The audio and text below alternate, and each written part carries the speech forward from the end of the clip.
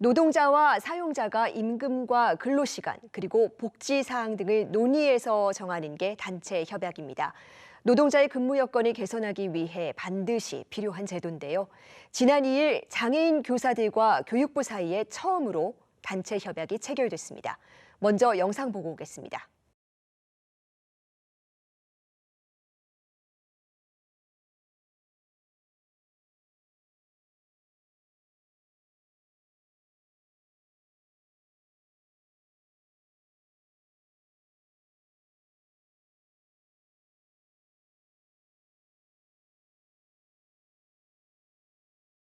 선생님들이 학교 현장에서 제 역할을 하고 우리 학생들에게 가치 있는 교육을 하기 위해서는 여러 가지 측면에서 변화가 필요합니다.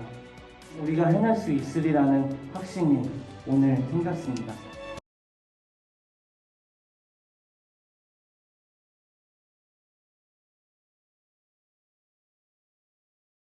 네, 이번 단체 협약이 어떤 의미를 갖고 있는지, 또 장애 교사들의 근무 여건 개선을 위해 해결해야 할 과제는 무엇일지 조금 더 자세히 알아보겠습니다.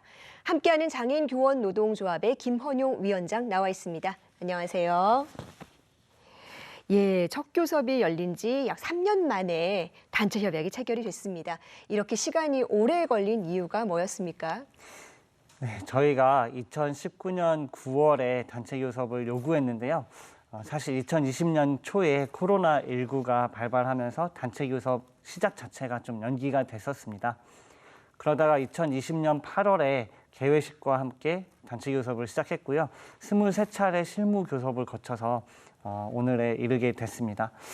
애초에 63개조 160개 항이라는 좀 방대한 요구안을 제출하기도 했고요. 또 교섭 과정에서 장애에 관해서 설명하고 이해하는 데에도 충분한 시간을 할애했습니다. 또 교섭 막바지에는 합의 사항에 이견이 생겨서 저희가 결렬을 선언하기도 했었는데요. 중앙노동위원회에서 조정을 거치기도 했습니다. 네. 결과적으로는 3년이라는 시간이 흘러갔는데요. 그래도 46개조 62개 항으로 합의를 했으니까 많이 지켜냈다고 생각합니다. 네, 오랜 시간이 걸린 만큼 정말 의미가 남다를 것 같습니다. 이번 단협 체결이 어떤 의미가 있는지 또 위원장님 소감이 어떠신지도 궁금한데요. 솔직하게 말씀드리면 정말 영원히 안 끝날 줄 알았거든요. 네. 근데 드디어 끝나서 홀가분하기도 하고요. 네. 그럼에도 불구하고 또 3가지 정도 의미가 있다고 생각을 합니다. 네.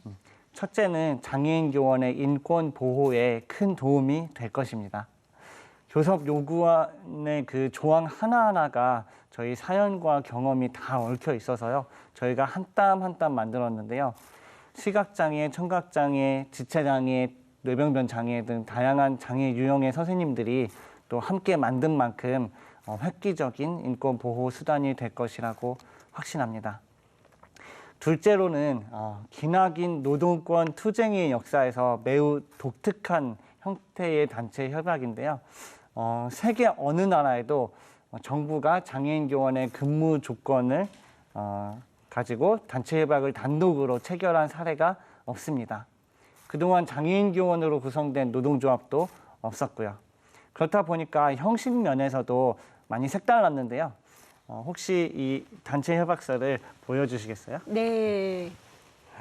이번에 체결된 단체 협약 지금 카메라 통해서 보여드리겠습니다. 이렇게 하나하나 점자로 표시가 되어 있네요. 네, 이번 단체 협약서는 일반 인쇄본과 점자본 2가지 버전으로 이렇게 서명을 했습니다. 교섭 중에도 교육부는 문자 통역과 같은 청각장애인 편의 지원도 계속 제공을 했는데요. 아마 이렇게 많은 장애인 편의 지원이 이루어진 교섭도 없었을 겁니다.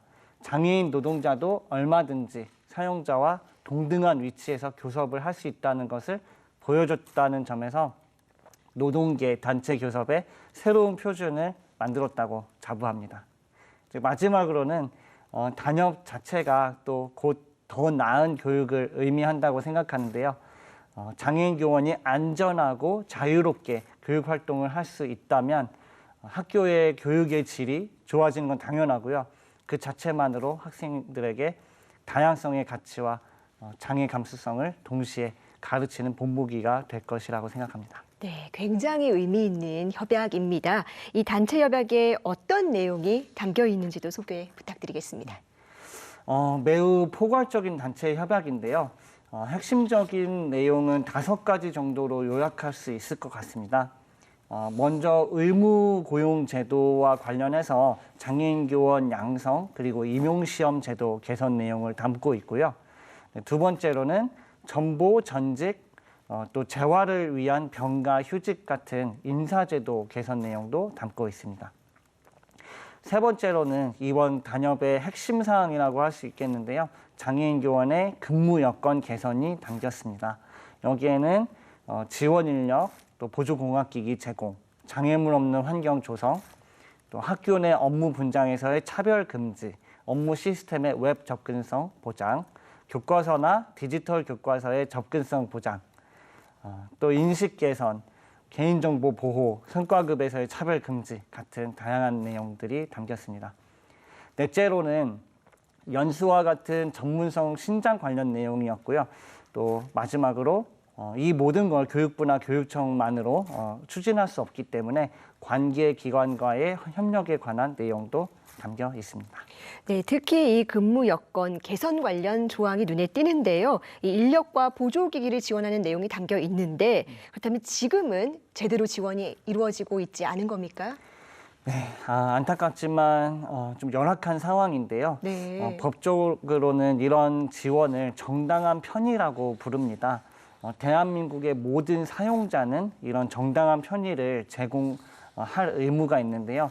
17개 시도교육청은 아직 좀 열악한 상황이에요. 그래서 편의 지원 시스템이 완전히 갖춰진 교육청은 단 한 군데도 없고요.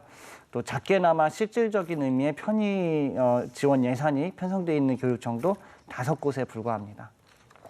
예를 들면 전국의 청각장애인 교사들이 한 300명 정도 되거든요. 그중에 통역 서비스를 안정적으로 받고 있는 교사는 단 1명밖에 없습니다. 네, 여러 가지 어려움이 있습니다. 이번에는 이 의무 고용률에 관한 이야기 한번 해보겠습니다. 지금 교육청들이 장애인 의무 고용률을 채우지 못해서 고용 부담금을 납부하고 있습니다. 이 돈이 지난해에도 484억 원 규모였는데요. 장애 교원 확대를 위해서 정부가 좀 우선적으로 해야 할 일은 뭐라고 보십니까? 네, 일단 좀 심각성을 인식을 해야 합니다. 17개 시도교육청과 교육부 또 일선 교육대학교, 사범대학교가 이 문제 해결을 위해서 공동 TF를 발족할 필요가 있는데요. 2021년도에 장애 학생을 아예 뽑지 않는 사범대학교가 64%라는 통계가 있었거든요. 네. 그럼에도 불구하고 교육부나 교육청에서 장애인 교원 양성과 임용을 위해서 별다른 활동을 하고 있지 못한 상황이어서요. 좀 경각심을 좀 가질 필요가 있다고 생각합니다. 네, 의미 있는 협약인 만큼 제대로 이행되는 게 또 중요할 것 같은데요. 정부가 앞으로 어떤 노력을 해야 되겠습니까? 네, 해결할 과제는 많지만 하나하나 차근차근 풀어 나가야 합니다. 장교조가 세계 유일의 장애인 교원 노조로 이제 단체 협약을 체결했기 때문에요. 교육부의 파트너이자 페이스메이커로 역할을 다할 겁니다. 네. 네, 어려운 과제일수록 해결해 나가는 보람이 있을 것입니다. 교육 정책가들과 행정가들께서 장애인 교원의 고충을 해결하는 것이 곧 교육 혁신이라는 인식을 가져주시길 바랍니다. 네, 어떤 장애를 갖고 있든 또 어떤 상황에 놓여 있든 간에 교사가 어려움 없이 교육 활동할 수 있는 환경이 조성되기를 기대해 보겠습니다. 오늘 말씀 잘 들었습니다.